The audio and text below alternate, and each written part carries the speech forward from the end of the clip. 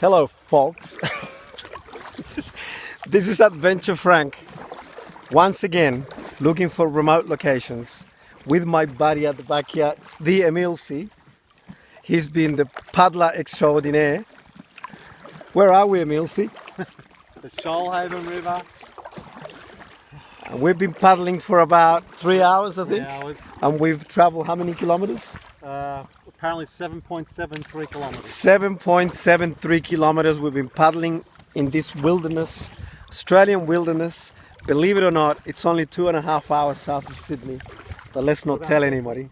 Where's the further? It's over there. Is that it? So yes, so I think we're gonna keep this a secret, right? Yeah. But anyway, Adventure Frank in the Shoalhaven River in the south coast of Australia with the Emilsi. See you later, boys and girls.